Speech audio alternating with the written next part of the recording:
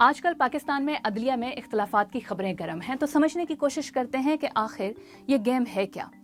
تو معاملہ ہے پنجاب میں الیکشن کے انعقاد کا، لیکن جس انداز سے یہ معاملہ سپریم کورٹ پہنچا، جس طرح اس کی پروسیڈنگز ہوئیں، فیصلے ہوئے اور پھر ان پر ریاکشن آیا، اس سے اس امپریشن کو اسٹرینتھ ملی ہے کہ سپریم کورٹ کے ججز میں ڈیوائیڈ ہے۔ لیکن اس تقسیم میں جانے سے پہلے یہ سمجھ لیتے ہیں کہ سپریم کورٹ کی فارمیشن کیا ہے۔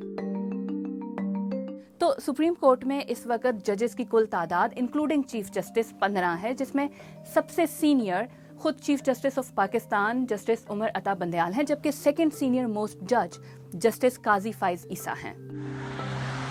سپریم کورٹ کو چلانے کے لیے چیف جسٹس کے پاس غیر معمولی اختیارات ہیں۔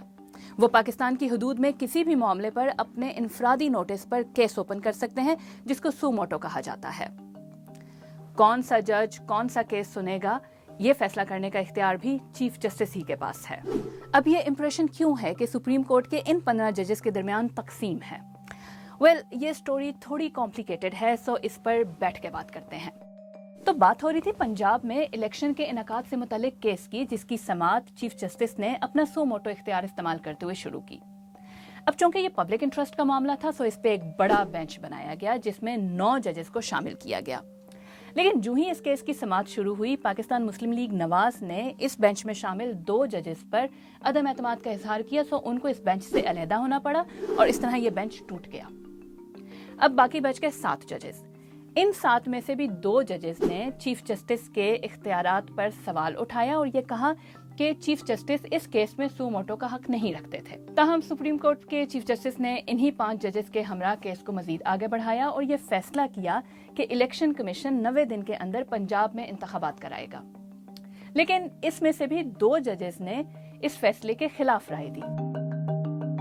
جن 2 ججز نے اختلاف کیا، انہوں نے چیف جسٹس کے لیے ون مین شو جیسے سخت الفاظ استعمال کیے، ان کے سو موٹو اختیارات کو کرٹیسائز کیا اور اسے پولیٹیکل پروسیس میں انٹرفیرنس قرار دیا۔ اب سپریم کورٹ کے ججز کے درمیان تقسیم زیادہ کلیئر ہوئی اور صورتحال مزید کمپلیکیٹڈ۔ چیف جسٹس نے کہا کہ یہ فیصلہ 3-2 کی میجورٹی کا فیصلہ ہے، لیکن ان کے مخالف ججز نے کہا کہ نہیں، وہ جو 2 ججز پہلے باہر نکلے تھے ان کو بھی اس گروپ میں شامل کیا جائے اور یوں یہ 4-3 کی میجورٹی کا فیصلہ بنے گا، جس سے فیصلہ آٹومیٹکلی چیف جسٹس کے مخالف ججز کے حق میں چلا جائے گا۔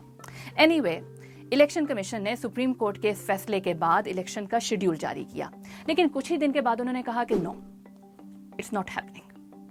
اب معاملہ ایک مرتبہ پھر سپریم کورٹ میں آ گیا۔ پاکستان تحریک انصاف الیکشن کمیشن کے پنجاب میں انتخابات کرانے کے انکار کے خلاف درخواست سپریم کورٹ میں لے آئے اور چیف جسٹس نے ایک نیا بینچ بنا دیا۔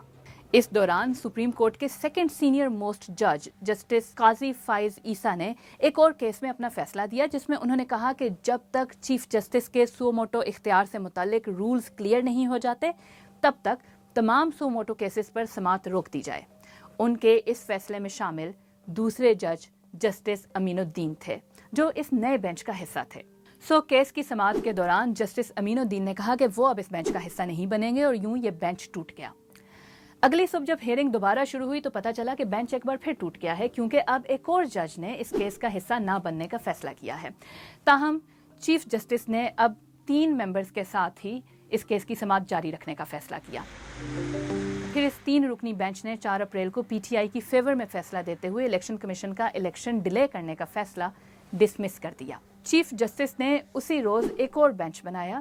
6 ممبرز کے اس بینچ نے سیکنڈ سینئر موسٹ جج جسٹس قاضی فائز عیسیٰ کا سو موٹو اختیارات کے رولز سے متعلق فیصلہ ڈسمس کر دیا۔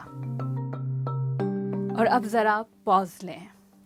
ماہرین یہ سمجھتے ہیں کہ یہ 6 ججز ان 7 ججز کے گروپ میں شامل ہیں جو چیف جسٹس کے اختیارات کے معاملے پر ان کی حمایت کرتے ہیں، لیکن جسٹس قاضی فائز عیسیٰ سمیت یہ 7 ججز وہ ہیں جو کہ چیف جسٹس کے اختیارات کے معاملے پر ان کی مخالفت کرتے ہیں۔